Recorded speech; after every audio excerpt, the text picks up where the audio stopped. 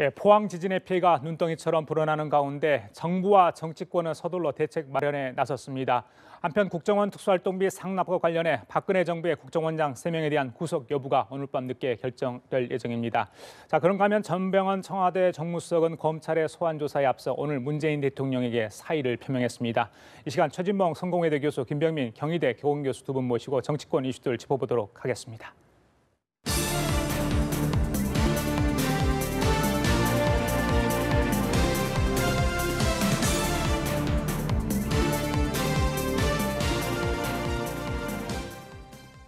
예, 경북 포항에서 역대급 지진이 일어났습니다. 오늘 대담 첫 키워드는 이걸로 잡아봤습니다. 자, 어제 발생한 강력한 규모 5.4의 지진으로 정부가 전격적으로 수능을 일주일 연기하는 비상조치를 취했습니다. 이 수능 연기를 두고 정치권 잘했다 이런 이야기들이 좀 있는 것 같는데 수험생들은 어떻게 느낄지 모르겠습니다만 두 분께 여쭤보고 싶습니다. 자, 정치권도 재빠르게 지금 움직이고 있고요. 오늘 포항에 많은 여야 지도부들이 내려갔지 않습니까? 그렇죠. 예. 아무래도 이제 그 수능 연기는 불가피한 면이 있었습니다. 왜냐하면 여진이 계속되고 있지 않습니까? 오늘 사실 수능을 치렀다고 하면 수능 도중에 여진이 일어났던 일이에요. 그러니까 결국 이제 정부 입장에서는 그런 여러 가지 고려들을 할 수밖에 없는 거죠. 만약에 수능인을 보고 있는데 여진이 있었다. 그러면 이거는 더 큰 혼란을 불러올 수밖에 없고 엄청난 비판을 직면할 수밖에 없는 상황이었고 또 포항 지역이나 경북 지역에 있는 수험생들 같은 경우는 불안감을 떨치지 못하면서 계속 댓글을 올렸던 상황이거든요. 그래서 정부가 발빠르게 물론 여러 가지 문제가 있음에도 불구하고 수능을 연기한 것은 잘한 선택이라고 봅니다. 그렇지 않았다고 하면 더 큰 혼란이 있을 수밖에 없고요. 지금 상황에서 여야 지도부 입장에서는 이제 국민의 민심을 즉각적으로 반영해서 정치에 반영하려는 의도를 보여줘야만 또 지지도를 끌어올릴 수 있는 상황이기 때문에 여야 지도부가 모두 지금 피해 현장에 내려가서 주민들을 위로하고 또 대책들에 대해서 갖가지 정책들을 쏟아내고 있는 상황인데 문제는 이게 제대로 이제 집행이 돼야 되겠죠. 그렇죠. 말로만 할 것이 아니라 정말 지진이 이제 우리나라가 더 이상 지진 안전지대가 아니지 않습니까? 그렇다고 하면 구체적으로 정치권이 한 목소리로 지진 대책을 잘 세우는 그런 지혜를 발휘해야 될 시기라고 생각이 됩니다. 사진 찍기식 민생 현장 행보는 안 되겠다 이런 이야기가 많이 나옵니다. 교육부와 대교협에서도 지금 오늘 오전 또 오후에 계속해서 기자 브리핑을 통해서 언론 브리핑을 통해서 수능 연기 또 이후의 일정들을 계속해서 이야기를 하고 있습니다.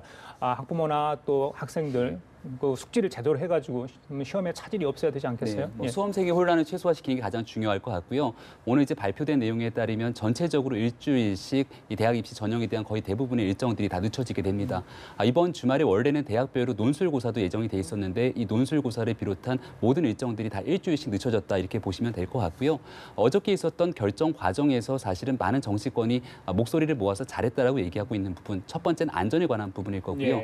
두 번째는 어저께 밤에 도 여전히 이제 포항 지역인 피해가 심각했기 때문에 많은 이재민들이 발생했습니다. 그 이재민들이 체육관에서 밤을 지새기도 했을 건데 거기는 이제 수험생들도 함께 포함이 돼 있었을 거고요. 그러다 보니까 전국적인 상태 속에서 이 공정성에 대한 문제를 아마 많이 고려할 수밖에 없었을 겁니다. 다만 이 일주일이라고 하는 기간 동안 이제 혼란을 최대한 피하기 위해서 각 부처가 모든 노력을 해야 되는데 당장 국방부 같은 경우는 수학능력 시험을 보기 위해서 휴가 나온 병사들에게 이번 휴가를 이제 공가로 하겠다 결정을 했고요. EBS 같은 경우도 긴급 편성을 통해서 일주일 동안에 수학능력 시험에 대비할 수 있는 프로그램을 편성한다고 하고 있고 각 부처가 철저한 대비를 통해서 일주일 뒤에 있는 수학능력 시험에 대해서 여러 가지 가질 수 있는 혼란을 최소화하기 위한 노력이 필요해 보입니다. 그리고 이번에 지진이 일어난 이후에 지난번에 경주 지진에 어떤 그런 교훈이 있었지 않습니까? 우리 재난 시스템이 제대로 작동했는가 여부. 근데 이번엔 기상청이 좀 재빠르게 했다. 그리고 정부 재해대책본부에서도 좀 발빠르게 움직여서 피해 확인이랄지 이런 것들을 국민에게 통보하는 걸 제대로 했다 이런 평가가 나오던데요. 그렇죠. 경보 문자만 하더라도 지난번에 이제 지진이 발생하고 난 뒤에 꽤 오랜 시간이 지나고 나서 공지를 하는 바람에 국민 안전처가 아니라 국민 불안처다라는 오명을 쓸 수밖에 없었는데 이번에 재난 알림 문자가 거의 동시간대에 왔기 때문에 굉장히 빠르게 대처했다 얘기가 나오는 거고요. 사실 이 지진이라고 하는 거는 규모 진도 5가 넘는 지진이 일어났던 부분들 대한민국 국민들 입장에서는 지진 안전지대라고 봤던 내용들이 있었기 때문에 지진에 대비할 수 있었던 시스템이 상당히 미비했던 게 사실입니다. 하지만 9월 12일에 경주 지진이 일어났고 그로부터 여진이 올해 초까지 굉장히 많은 기간이 여진이 있었기 때문에 이 대한민국에서 재난 안전을 대비하고 있는 정부 부처 입장에서 많은 시행착오를 겪어가면서 대비를 했을 겁니다. 따라서 적어도 이번 그 포항에서의 지진이 발생하고 난 뒤에 현재까지의 대응은 중대본회에 대한 구성부터 현재 지역 지방자치단체와 이 협력까지 굉장히 좀 잘된 그 시스템을 보여주고 있기 때문에 이러한 이러한 내용들을 가지고 국민들의 불안을 불식시키기 위한 최대한의 노력이 필요해 보입니다. 그 최 교수님, 예. 지난번에 경주진 이후에 국회의원들이 한 50여 건에 달하는 법안을 발의를 했대요. 그렇죠. 교육 현장 시설 보완이랄지. 그런데 현재 39개 법안 정도가 계류 중이다 이런 이야기예요. 그러니까요. 그런 것도 좀 빨리 처리해야 되지 않겠습니까? 그렇죠. 그러니까 처리를 안 하고 있었죠. 사실은 이제 그때는 이렇게 생각했을 거예요. 이렇게 또 지진이 금방 일어날 줄 몰랐을 수도 있어요.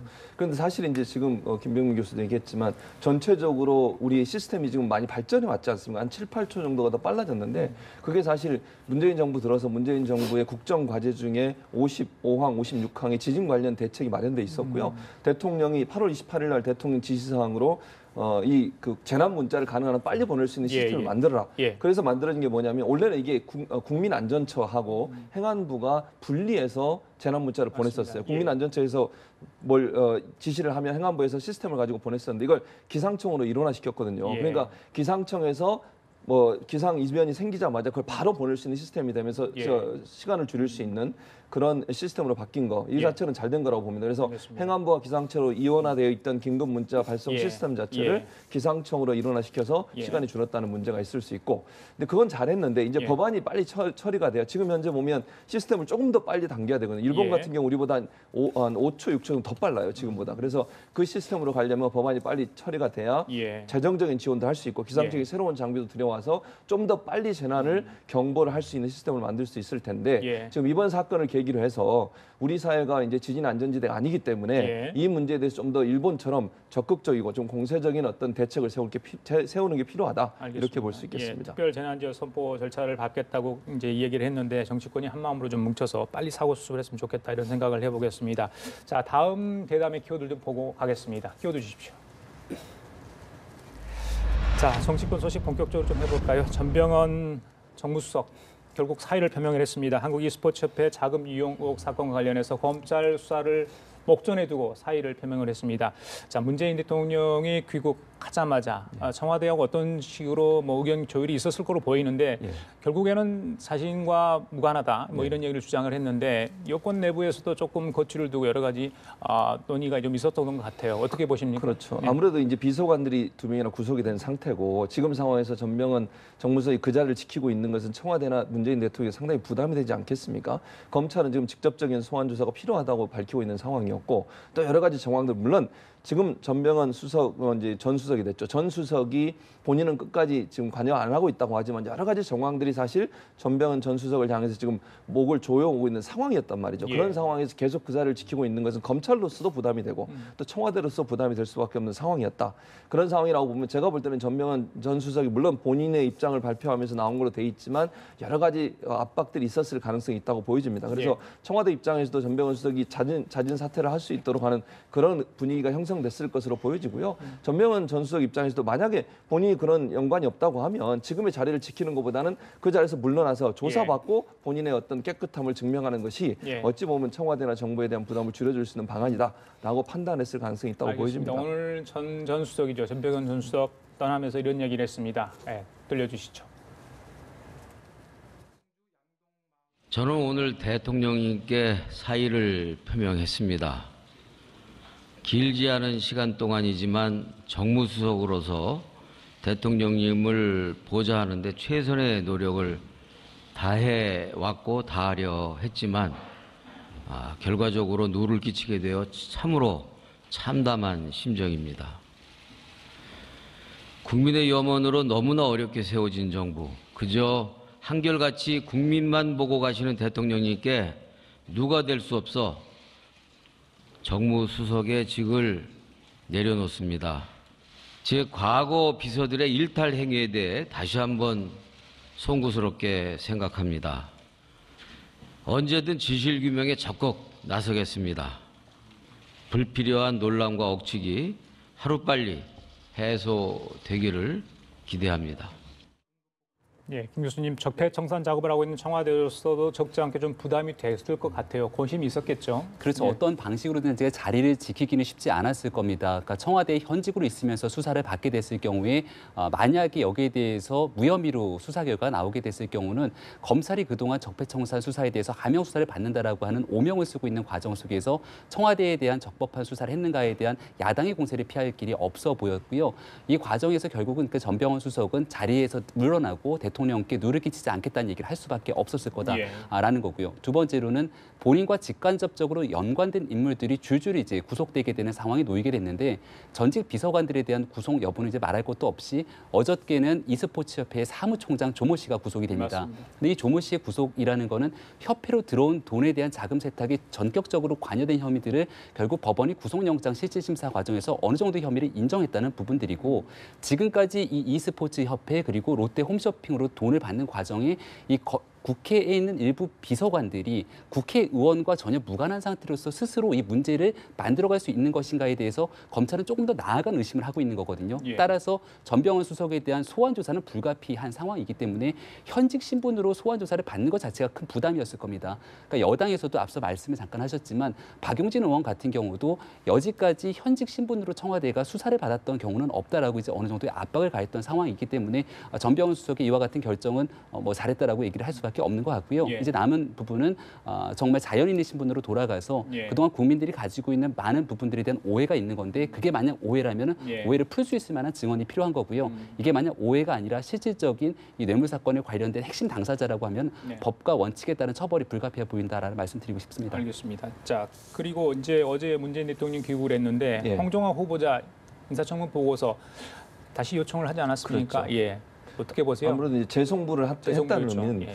이제 저는 임명을 강행할 걸로 봅니다. 그렇죠. 물론 이제 재송부에서 어떻게 국회에서 다시 결과가 나올지 모르겠으면 채택을 할지 안 할지 모르겠지만 만약에 자유한국당이나 국민당이 반대해서 채택이 또 무산된다 하더라도 제가 볼 때 재송부했다는 것 자체가 예. 임명을 하겠다는 의지를 보여준 거라고 보여지고요. 예, 예. 이제 국민들이 보는 이제 홍종화 후보자의 여러 가지 뭐 윤리적, 도덕적인 어떤 뭐 부족함 여기에 대한 비판 이건 있을 수 있지만 그것이 크게 홍종화 후보자가 직무를 수행하는데 문제가 있다고 보지 않는 것 같고 또 불법적인, 그러니까 법적으로 불법적인 요소는 없었다. 그게 뭐 여러 가지 법을 뭐 악용했다고 뭐 표현할 수도 있고 그럴 수는 있겠지만 예. 그 자체가 그 사람이 중소벤처기업부 장관의 직을 수행하는데 예. 문제가 있다고 청와대에서 판단하는 것 같지는 않고요. 예. 그래서 아마 만약에 재송부한 내용이 채택이 안 된다 하더라도 예. 청와대에서 임명을 강행할 것으로 보여집니다. 강행시 이제 예산과 법안 문제 또 이후에 다른 저기 헌재 소장이나 어떤 청문회 네. 문제 맞물려 있지 않습니까? 그러니까 뭐 헌재 소장에 대한 청문회에는 국회 인준 동의가 필요한 상황이지만 그렇죠. 현직 헌법재판관에 대한 임명을 했기 때문에 거기에 대해서까지 무리하게 나가지는 않을 거다라고 보여지는 예, 예. 상황이고요. 다만 이제 예산안 통과 과정 속에서 현재 121석의 더불어민주당은 국민의당이 캐스팅보터 역할을 지고 있는 제3당 협조가 필수 불가결합니다. 예. 근데 여기에 대해서 지금 국민의당이 강하게 반대를 하고 있는 상황이거든요. 근데 국민의당에 대한 충분한 설득의 과정 없이 만약에 홍종화 후보자의 임명을 강행한다면 예. 이 예산 정국에서 굉장히 좀 골치 아픈 난관에 처하게 될 수도 있는 상황으로 보이고 예. 자유한국당 입장에서는 이게 이제 대통령의 오기 정치다라고 비판하고 있는 만큼 예. 이 문제를 앞으로 정치적으로 쟁점화할 가능성이 높기 때문에 마지막 순간까지도 여전히 청와대는 고심이 깊을 것 같은 생각이 듭니다. 그래요. 알겠습니다. 자, 오늘 대담의 마지막 키워드 이겁니다. 굉장히 중요한 문제죠. 예, 보여주시죠. 예, 국정원 특수활동비 상납과 관련해 박근혜 정부에서 잃었던 국정원장 3명. 자, 오늘 3명 영장 실질심사를 받습니다. 결과는 오늘 밤 아니면 내일 새벽에 나올 것으로 보이는데요. 자, 전직 국정원장 3명의 운명이 오늘 밤에 갈립니다. 자, 이런 적이 정말 전무후무하죠. 그렇죠. 예. 뭐 국정원장들이 물론 예전 정권에서도 뭐 처벌을 받고 이런 경우 예. 있었지만 3명이 한꺼번에 이렇게 이제 구속영장이 청구가 되고 예. 어떻게 될지 결과는 모르겠습니다. 발부가 된다고 하면 초유의 사태라고 볼 수 있겠죠. 물론 이제 안타까운 문제고 또 국정원장이 이렇게 되는 것에 대해서 국민의 한 사람으로서 참 슬픈 현실이라는 생각이 듭니다. 그러나 중요한 것은 이번에 이 고리를 끊고 가야 된다는 거죠. 국정원 개혁에 이제는 시작을 했는데 여기서 또 그냥 유야무야하고 그냥 넘어가 버리면요. 예. 절대로 국정원 개혁 못합니다. 예. 지금 상황에서 좀 아픔이 있고 또 어찌 보면 초유의 사태라 하더라도 만약에 불법이 있었다면 불법적인 요소에 대한 처벌을 통해서 그걸 깨끗이 털고 다음 국정원장이나 지금 국정원장으로 일하는 서훈 국정원장이나 이후에 정부에서 국정원장들은 저런 일을 하지 않도록 해야 됩니다. 예. 공무원이 영혼 없는 공무원이 아니라 정말 지조를 가지고 국민만 바라보고 일하는 공무원의 자세가 필요하다고 보여지기 때문에 예. 제가 볼 때는 이번 일을 통해서 예. 뭐 어떤 결과가 나올지 모르겠지만 국정원의 적폐가 다 청산되고 예. 새로운 모습으로 정말 국가를 위해서 안보를 위해서 정말 자긍심을 가지고 일할 수 있는 국정원의 태도 그런 모습을 보여주는 그런 계기가 됐으면 하는 생각입니다. 알겠습니다. 3명의 전직 국정원장 영장 실질심사 어떤 얘기를 할지 모르는데 남재준 전 원장 같은 경우는 청와대에서 먼저 상납금을 요구했다. 그래서 이게 상납이 아니라고 생각을 했다. 이런 이제 이야기를 했다고 지금 전해지고 있거든요. 네. 결국에는 그렇다면 마지막 관문은 박근혜 전 대통령 아니겠습니까? 네, 그러니까 최종적으로 박 전 대통령에 대한 이 수사가 불가피한 상황이지만 박 전 대통령이 현재까지는 이 변호인단의 그 접견까지 모든 걸 거부하고 있는 상황 속에서 과연 스스로 이 내용에 대한 얘기를 할 것인가에 대한 의문점이 좀 남다라는 생각이 들고요. 일단 이 3명에 대해서 오늘 저녁 그리고 늦으면 내일 새벽에 최종적인 영장 발부 여부가 결정이 될 건데 예. 과연 이게 이제 구속을 시켜서까지 수사를 할 상황이냐라는 부분들을 좀 짚어볼 필요가 있는 겁니다. 그러니까 증거 인멸이나 도주의 우려가 없을 수도 있는 상황으로 볼 수 있는 거고요. 박근혜 정부 시절에 국정원장 3인 전체가 이제 구속이 되게 됐을 경우 대한민국의 이제 그 최종적인 정보를 총괄하는 정보 수장이 모두가 구속되게 되는 예. 최악의 상태가 발발하게 된다라면 지금 현재 구속영장이 청구된 과정은 특수활동비를 건넸던 게 뇌물 혹은 국고 손실을 보고 있는 건데 법조계의 시각에서도 이 특수활동비에 대한 잘못된 그 계정에 대한 사용들은 문제가 되지만 그 두 가지 뇌물과 국고 손실의 혐의로 처벌될 수 있는가에 대한 여지를 좀 따져볼 필요가 있는 거거든요. 예. 그러니까 그동안 현직 국정원장 신분으로 활동하던 과정에 이 미국 그리고 그 국제사회 속에서의 정보기관과의 수많은 정보 교류를 했던 상황들이 있을 건데 그렇죠. 과연 국제사회가 바라보는 대한민국 현실은 어떨 것인가에 대한 고민들도 예. 아마 오늘 영장 발부 여부에 대한 재판관의 판단에 영향을 미치지 않을까 생각이 됩니다. 네, 알겠습니다. 자, 오늘 두 분과 이 얘기는 여기까지 좀 나누도록 하겠습니다. 최진봉 성공회대 교수, 김병민 경희대 개공교수였습니다. 말씀 잘 들었습니다. 예.